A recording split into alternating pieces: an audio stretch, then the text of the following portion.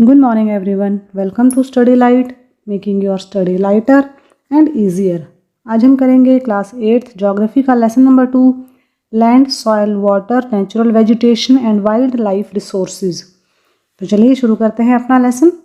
In a small village in Tanzania, Africa, Mamba gets up very early in the morning to fetch water. She has to walk a long way and returns after a few hours. She then helps her mother in the house and joins her brothers in taking care of their goats. All her family owns is a piece of rocky land around their small hut. Mamba's father can barely grow some maize and beans on it after toiling hard. This is not enough to feed their family for the whole year. तो यहाँ एक छोटी बच्ची जिसका नाम mamba है उसका जिक्र किया गया है, जो तंजानिया में रहती है और तंजानिया अफ्रीका में है। तो वो सुबह बहुत जल्दी उठती है और बहुत दूर जाती है पानी भरने के लिए, और जब वो पानी लेकर आती है तो उसको कई घंटे लग जाते हैं घर तक पहुंचने में। और घर पर आने के बाद वो घरेलू काम में अपनी माँ की हेल्प करती है, और अपनी माँ की हेल्प करने के बाद फिर वो अपने भाइयों के साथ लग जाती है जो उन्होंने गोट पाल रखी है उनकी देखभाल करने में। तो उनके परिवार जो है वो एक रॉकी लैंड पे रहते हैं, एक हट में रहते हैं, और उसके हट के आसपास का जो लैंड एरिया है वो बहुत रॉकी है, बहुत पथरीला है।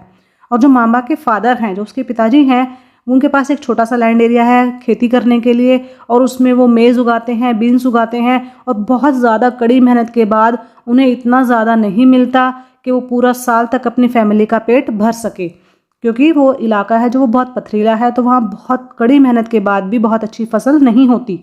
आगे चलते हैं। Peter lives in the heart of the sheep rearing region in New Zealand, where his family runs a wool processing factory. Every day when he returns from school, Peter watches his uncle taking care of their sheep. Their sheep yard is situated on a wide grassy plain with hills in the far distance. It is managed in a scientific way using the latest technology. Peter's family also grow vegetables through organic farming. अब यहाँ एक दूसरे बच्चे का जिक्र किया गया है जिसका नाम है पीटर, जो कि रहता है एक ऐसे एरिया में जहाँ पर कि शीप रियरिंग यानी कि भेड़ पालन का काम किया जाता है, और ये ऐसा इलाका है न्यूजीलैंड में। वो अपने परिवार के साथ वहाँ रहता है और वूल प्रोसेस करता है, क्योंकि जो शीप है उसी से हमें वूल मिलती है। तो वूल प्रोसेसिंग का काम वो फैक्ट्री में करता है।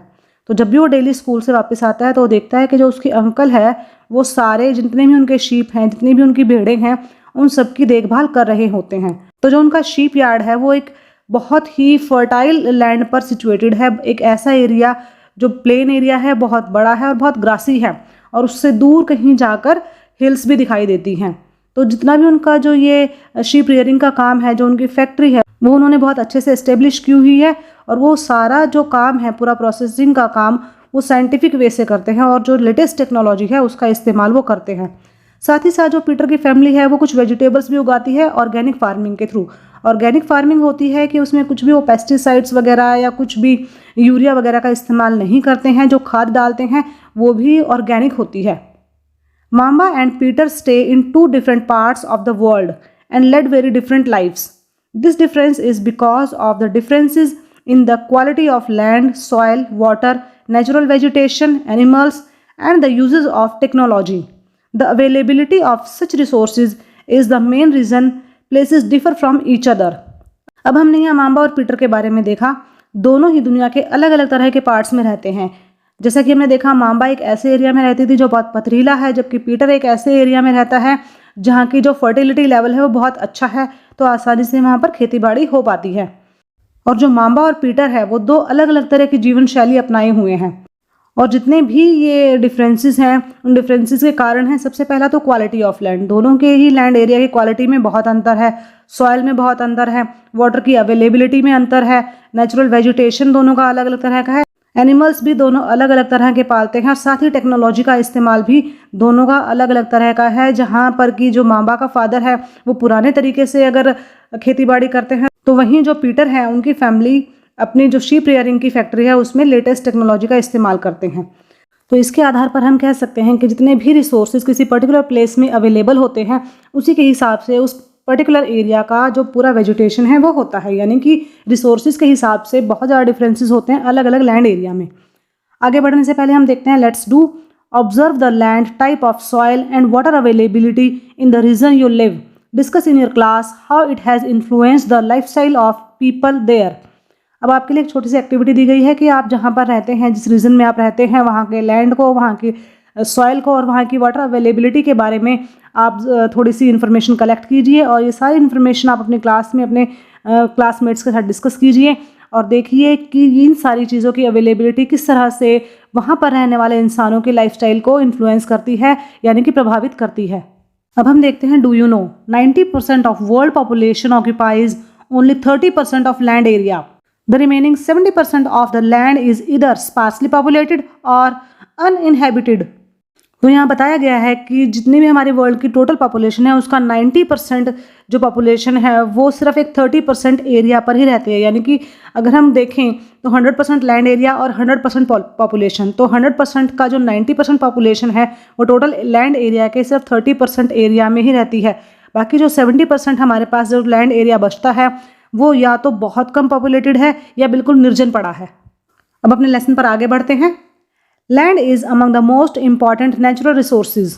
It covers only about 30% of the total area of the earth surface and all parts of this small percentage are not habitable.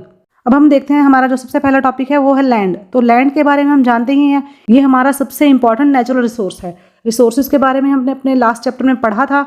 तो जो सबसे इंपॉर्टेंट नेचुरल रिसोर्स है हमारे लिए वही लैंड है, क्योंकि अगर लैंड नहीं होगा तो हम कैसे सर्वाइव करेंगे, हम कैसे धरती पर रहेंगे, कैसे अपना खाना उगाएंगे। तो ये हमारे लिए एक बहुत ही इंपॉर्टेंट नेचुरल रिसोर्स है जिसके बिना हम सर्वाइव नहीं कर सकते। अगर हम पूरी पृथ्वी की बात करें तो पूरी पृथ्वी पर सिर्फ 30% ही हमारे पास जो लैंड सरफेस है, बाकी जो 70% है वो पानी से भरा हुआ है, यानी कि हमारे पास समंदर है या नदियाँ हैं या फिर हमारे पास झीलें हैं, तालाब हैं। तो जो 30% लैंड एरिया है उसमें से भी अगर हम बात करें तो उसका बहुत एक छोटा परसेंटेज है जो कि हमारे लिए हैबिटेबल है, जो कि हमारे लिए रहने लायक है। बाकी या तो बीहड़ जंगल हैं या फिर जो निर्जन है या फिर डेजर्ट है या फिर माउंटेन्स वगैरह है। मतलब एक ऐसा एरिया है बाकी जिसे हम अपने इस्तेमाल में नहीं ला सकते। The uneven distribution of population in different parts of the world is mainly due to varied characteristics of land and climate. The rugged topography, steep slopes of the mountains, low-lying areas susceptible to waterlogging, desert areas, thick forested areas are normally sparsely populated or uninhabited. Plains and river valleys offer suitable land for agriculture. Hence, these are the densely populated areas of the world. अब हम जानते हैं कि पूरी दुनिया में जो population का डिस्ट्रीब्यूशन है वो अलग जगह पर अलग है, यानी कि अलग अलग जगह पर अलग अलग तरह से लोग बसते हैं। कहीं पर बहुत ज़्यादा है और कहीं पर बहुत ज़्यादा कम है। और ये रीज़न है किसी भी लैंड एरिया और किसी भी लैंड एरिया के क्लाइमेट की वजह से, क्योंकि जितने भी कैरेक्टरिस्टिक्स होते हैं किसी भी लैंड एरिया के या वहाँ के क्लाइमेट के, उसी की वजह से कोई इंसान वहाँ पर जाकर बसता है। तो इसमें और कुछ मेन कारण है, वो है वहाँ की टोपोग्राफी। किसी भी पर्टिकुलर लैंड एरिया का जो उसकी टोपोग्राफी है वो किस तरह की है, यानी कि अगर वो बीहड़ है या वहाँ पर बहुत ज़्यादा हाई हिल्स हैं या पीक्स हैं, इन सब को देखते हुए ही वहाँ पर कोई भी इंसान बसने के लिए सोचता है। साथ ही देखते हैं स्टीप स्लोप्स, अगर कहीं पर माउंटेन्स हैं वहाँ पर स्टीप स्लोप्स है तो वहाँ कैसे बसा जाएगा। इसी तरह से कुछ लो लाइंग एरिया है, यानी कि कुछ ऐसे एरियाज़ की जो कि पानी की वजह से डैमेज हो गए हैं, क्षतिग्रस्त हो गए हैं, जो कि पानी की वजह से अफेक्टेड है, तो वहाँ पर बसना भी थोड़ा डिफिकल्ट होता है। कुछ एरियाज ऐसे हैं पृथ्वी पर जहाँ पर कि बहुत ज़्यादा डेजर्ट्स हैं, कहीं कहीं पर बहुत ज़्यादा घने जंगल हैं। तो इसीलिए इस तरह के कुछ एरियाज़ हैं जहाँ पर कि जो पॉपुलेशन है वो बहुत कम है, या तो यहाँ पर पॉपुलेशन बहुत ज़्यादा कम है या फिर बिल्कुल ही पॉपुलेशन यहाँ पर नहीं है।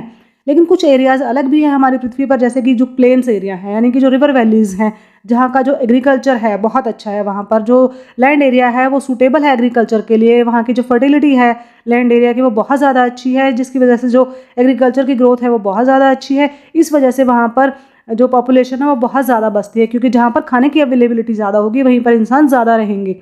तो इसलिए इस तरह के एरियाज़ डेंसली पॉपुलेटेड हैं वर्ल्ड में। अब हम देखते हैं land use. Land is used for different purposes such as agriculture, forestry, mining, building houses, roads, and setting up of industries. This is commonly termed as land use. Can you list out the different ways in which Mambas and Peters family use their land? अब हम देखते हैं land use, किस तरह से हम अपने जो लैंड एरिया है उसका इस्तेमाल करते हैं। तो बहुत सारे अलग अलग पर्पसेज हैं, हमारे उद्देश्य हैं जिनको पूरा करने के लिए हम अलग अलग लैंड एरिया का इस्तेमाल करते हैं। जैसे एग्रीकल्चर यानी कि खेती बाड़ी के लिए, कुछ फॉरेस्ट्री के लिए जहाँ पर हम अपने जंगल लगाते हैं, कुछ माइनिंग के लिए, बिल्डिंग बनाने के लिए, घर बनाने के लिए, रोड्स बनाने के लिए, या फिर इंडस्ट्रीज स्थापित करने के लिए। तो इस तरह से जब हम अलग अलग तरह से यूज़ करते हैं लैंड एरिया को, तो इसे हम कहते हैं लैंड यूज़। तो आपको एक लिस्ट बनानी है और बताना है कि जो मांबा और पीटर की फैमिली है वो अपने पर्टिकुलर लैंड एरिया को किस किस तरह से इस्तेमाल में ला सकते हैं। Use of land is determined by physical factors such as topography, soil, climate, minerals, and availability of water. Human factors such as population and technology are also important determinants of land use pattern. अब हम देखते हैं कि जो भी कोई land area अगर हम इस्तेमाल करते हैं तो किस तरह से करते हैं उस लैंड एरिया का इस्तेमाल, वो इस बात पर निर्भर करता है कि वहाँ की जो टोपोग्राफी है, वहाँ का सॉइल है, क्लाइमेट है, मिनरल है और जो अवेलेबिलिटी ऑफ वाटर है वो किस तरह का है, क्योंकि इंसान उसी एरिया में रहना पसंद करता है जहाँ उसकी सारी सुविधाएं आसानी से पूरी हो सके। इसके अलावा हम ये भी देखते हैं कि कोई भी लैंड एरिया है जहाँ पर इंसान रहते हैं, वहाँ की जो पॉपुलेशन है या वहाँ पर जो टेक्नोलॉजी है वो भी वहाँ के जो लैंड का जो पैटर्न है इस्तेमाल करने का उसको प्रभावित करते हैं। अगर मान लीजिए कहीं पर बहुत ज़्यादा अगर हमें मिनरल्स अवेलेबल हैं तो जाहिर सी बात है वहाँ पर हमारे पास फैक्ट्री एरिया ज़्यादा होगा। अगर कोई ऐसा लैंड एरिया है जहाँ का जो फर्टिलिटी लेवल है वो बहुत अच्छा है तो वहाँ पर खेती बाड़ी ज़्यादा होगी। तो इस तरह से अलग अलग लैंड एरिया पर रहने वाली पॉपुलेशन या वहाँ की टेक्नोलॉजी भी ये निर्धारित करती है कि वहाँ की पॉपुलेशन कितनी होगी या हम उस पर्टिकुलर लैंड एरिया का इस्तेमाल किस तरह से करेंगे। Land can also be classified on the basis of ownership as private land and community land. Private land is owned by individuals whereas community land is owned by the community for common uses like collection of fodder, fruits, nuts and medicinal herbs. These community lands are also called common property resources. अब जो land area है उसको हम दो तरह से classify कर सकते हैं कि किस तरह का वो लैंड एरिया है। एक तो है प्राइवेट और दूसरा है community land. Private land area वो होता है जिस पर भी कि किसी पर्टिकुलर एक इंसान का या किसी इंडिविजुअल पर्सन का अधिकार होता है, जैसे कि जो हमारे घर वगैरह है वो हमारी प्राइवेट प्रॉपर्टी है, उस पर किसी और का अधिकार नहीं है। कुछ लैंड एरियाज होते हैं जिन पर कि पूरी कम्युनिटी का अधिकार होता है, यानी कि उस पूरे पर्टिकुलर एरिया में उगने वाले जितने भी जो लकड़ है या फोडर है या फ्रूट्स हैं या नट्स हैं या मेडिसिनल हर्ब्स है जितने भी, वो उस पूरी कम्युनिटी के द्वारा इस्तेमाल में लाई जाती है। तो इस तरह के लैंड एरिया को हम कहते हैं कॉमन प्रॉपर्टी रिसोर्सेज, या ऐसा लैंड एरिया जिसकी जो ऑनरशिप है वो पूरी कम्युनिटी के हाथ में है। People and their demands are ever growing but the availability of land is limited. The quality of land also differs from place to place. People started encroaching the common lands to build up commercial areas, housing complexes in the urban areas, and to expand the agricultural land in the rural areas. Today, the vast changes in the land use pattern also reflect the cultural changes in our society. Land degradation, landslides, soil erosion, desertification are the major threats to the environment because of the expansion of agriculture and construction activities. अब हम जानते हैं कि इंसान की जो ज़रूरतें हैं वो कभी ना ख़त्म होने वाली डिमांड है। हर दिन इंसान की ज़रूरत बढ़ती ही जा रही है और इस अपनी ज़रूरत को पूरा करने के लिए इंसान ने जो हमारे पास लैंड एरिया अवेलेबल है, चाहे वो कम है या ज़्यादा है, उतना हमारे पास जो लैंड एरिया अवेलेबल है उसको वो बहुत ज़्यादा एक्सेस में इस्तेमाल करने लगा है। और इसके लिए इंसान ने वहाँ पर अपने कमर्शियल एरिया स्थापित कर लिए हैं, अपने अपने घर के अपने हाउसिंग कॉम्प्लेक्स बनाने शुरू कर दिए, अर्बन एरियाज़ उन्होंने बना दिए हैं और यहाँ तक कि गांव में भी उन्होंने अपना जंगलों को काटकर एग्रीकल्चरल लैंड को एक्सपेंड कर दिया है, बढ़ा दिया है आगे की तरफ, जिससे कि जो एक कहे कि लैंड का मिसयूज़ होना शुरू हो गया है, जो एक नेचुरल वेजिटेशन है वो डिस्ट्रॉय होने लग गया है। तो ये हम आज के टाइम में देख भी सकते हैं कि जो लैंड यूज़ का जो पैटर्न है वो कितना ज़्यादा प्रभावित हो गया है। अगर हम पहले की सोसाइटीज़ देखें और अगर हम आज की सोसाइटी देखें तो जो बहुत ज़्यादा एक कल्चरल चेंज हम अपनी सोसाइटी में देखते हैं, इसी की वजह से जो लैंड डिग्रेडेशन देख रहे हैं हम आज के टाइम में, जो हम लैंडस्लाइड्स देखते हैं या सॉइल इरोजन देखते हैं, जिस तरह से हम देखते हैं कि डेजर्टिफिकेशन हो रहा है, यानी कि रेगिस्तान हमारे बनते जा रहे हैं पृथ्वी पर बहुत ज़्यादा, ये सारा जितने भी हमारी ह्यूमन एक्टिविटीज़ हैं उनकी वजह से हैं, जिससे कि एक बहुत बड़ा थ्रेट आ गया है हमारे एनवायरनमेंट पर, क्योंकि हमने इसको बहुत ज़्यादा डिस्टर्ब करना शुरू कर दिया। आगे बढ़ने से पहले हम देखते हैं let's do talk to some elderly person in your family or neighborhood and collect information about changes in the land use over the years in the place where you live. Display your findings on a bulletin board in your classroom.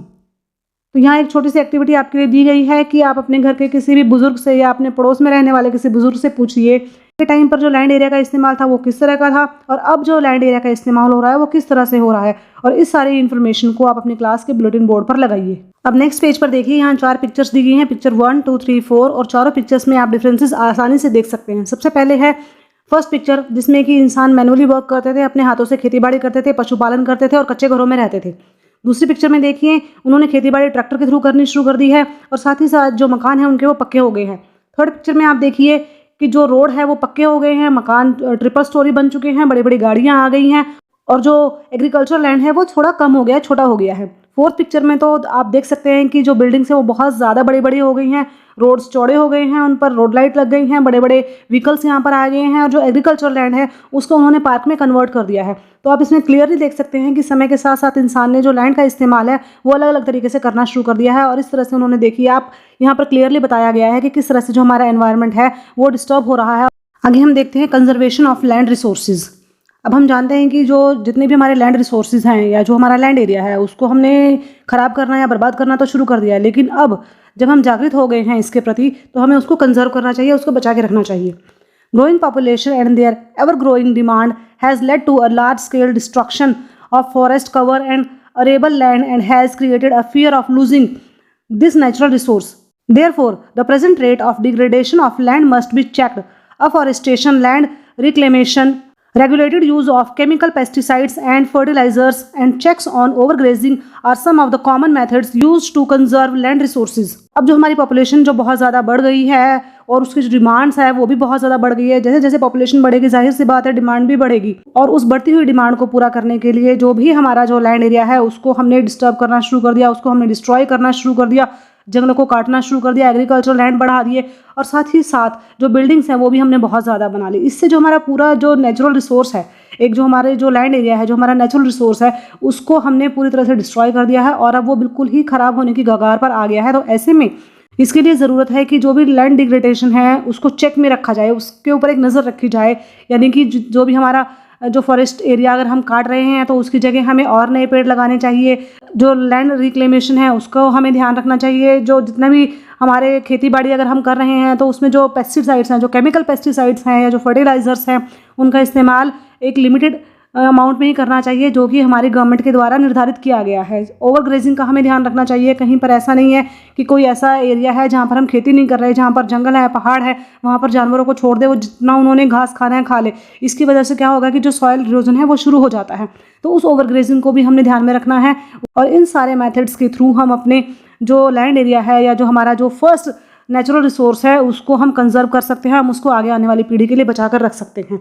इसके साथ ही हम आज का ये topic खत्म करते हैं। Next video में हम करेंगे इसी चैप्टर का next topic soil. Till then take care and thanks for watching my video.